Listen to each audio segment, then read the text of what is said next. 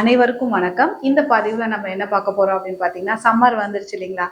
TV தொறந்தாலே நம்மளுக்கு ads எல்லாமே ஒரு இந்த சம்மர்ல இந்த கிரீமை போடுங்க, இந்த பவுடரை போடுங்க, உடனே உங்களோட தொந்தரவு சரியாயிடும். குளு குளு கிரீம், குளு குளு பவுடர்னு என்னென்னமோ ஆட்ஸ் வருது இல்லைங்களா?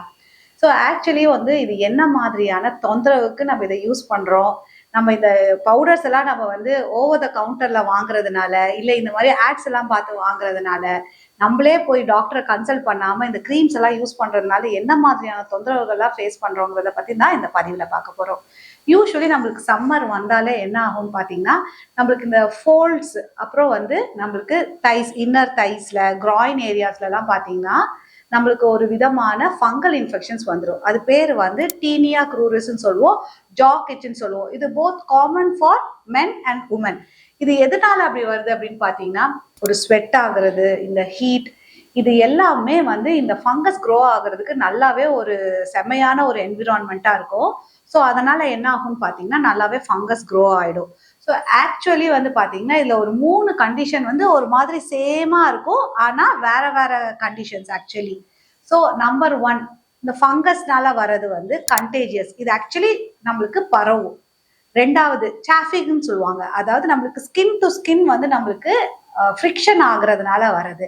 அதுவுமே நம்மளுக்கு ஒரு வெயிட், இந்த கண்டிஷன்ஸ் எல்லாமே ஒபிசிட்டி, வெயிட் ஜாஸ்தியா இருக்கிறது, ஹீட், சம்மர் டைம்ல ட்ரெஸ் ரொம்ப டைட்டா போடுறது, டயபெட்டிஸ், இம்யூனோ காம்ப்ரமைஸ்ல இருக்கவங்களுக்குலாம் ஃபங்கஸ் வரும்.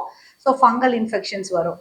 ஸோ இது இல்லாம நம்மளுக்கு என்னன்னா, நம்மளுக்கு வந்து இந்த ஒரு பாக்டீரியல் இன்ஃபெக்ஷன். ஸோ இப்போ நம்ம ஸ்கின் டு ஸ்கின் நம்மளுக்கு ஃப்ரிக்ஷன் ஆகுறதுனால ஒரு மாதிரியான ட்ரை, ஒரு எரித்திமான்னு சொல்லுவாங்க. அதாவது ஒரு ரெட்டான, ஒரு இன்ஃப்ளேம்டு, வீக்கமா இருக்கிற மாதிரியான ஸ்கின், அதுதான் வந்து நம்மளுக்கு சாஃபிங்னு சொல்லுவோம். இது யூஸ்வலி நம்மளுக்கு தைஸ் 2 உரசுறதுனால வருது, அண்டர் ஆர்ம்ஸ்ல வருது, ஸோ அண்டர் த பிரெஸ்ட் ஏரியால வருது. ஸோ இது என்ன ஆகும்னா, இந்த ஏரியால வரக்கூடிய ஒரு ரேஷஸ், இச்சிங், ரெட்டா ஸ்கின் நம்மளுக்கு மாறிடும். ஸோ இதுல வந்து நம்மளுக்கு ஒரு பாக்டீரியல் இன்ஃபெக்ஷன் வர்றது என்னன்னா, அது பேர் வந்து இன்டர்ட்ரைகோன்னு சொல்லுவோம். ஸோ இந்த 2 கண்டிஷன் இல்லாம நம்மளுக்கு வந்து ஒரு மாதிரி ட்ரையா, ஃபிளேக்கியா, ரெட் ஸ்கின், ஸோ இத மாதிரி இருக்கிறது வந்து நம்மளுக்கு ஒரு ஃபங்கஸ் இன்ஃபெக்ஷன் சொல்லுவோம். ஸோ ஃபங்கஸ் வந்து நம்மளுக்கு இட்ஸ் கண்டேஜியஸ். ஸோ இது எல்லாமே நம்ம பண்றது தப்பு என்னன்னா, மிஸ்டயக்னோசிஸ். என்ன தொந்தரவுனே நம்ம தெரியாம நம்மளா வாங்கி டஸ்டிங் பவுடர்ஸ் வாங்கி ரெகுலரா யூஸ் பண்றது. நிறைய பேர் வந்து அதை ரெகுலரா அவங்களே வாங்கி போட்டுக்குவாங்க. ஸோ டஸ்டிங் பவுடர்ஸ் யூஸ் பண்றது, இது இல்லாம அவங்களே வந்து anti fungal creams, steroids creams இதெல்லாம் யூஸ் பண்ண ஆரம்பிச்சிருவாங்க. ஸோ இந்த ஸ்டீராய்டு கிரீம்ஸ் யூஸ் பண்றதுனால என்ன ஆகும்னு பாத்தீங்கன்னா, அதை ஸ்டாப் பண்ணும்போது வித்ட்ராயல், அதாவது வித்ட்ராயல், அதை நீங்க ஸ்டாப் பண்ணிட்டு பாத்தீங்கன்னா பயங்கரமா இந்த ரேஷஸ், இந்த ஸ்கின் எல்லாம் ரொம்ப அக்ரெசிவா நம்மளுக்கு வந்து ரேஷஸ் வர ஆரம்பிச்சிடும். ஸோ நீங்க வந்து கட்டாயம் இந்த மாதிரி தொந்தரவு இருக்குன்னா ஃபர்ஸ்ட் நீங்க போய் டாக்டரை போய் நீங்க கன்சல்ட் பண்ணுங்க. கன்சல்ட் பண்ணி உங்களுக்கு என்ன தொந்தரவு இருக்குங்கிறத நீங்க பாருங்க. பார்த்துட்டு அதுக்கப்புறம் அதுக்கான ட்ரீட்மெண்ட்ஸை ஸ்டார்ட் பண்ணுங்க.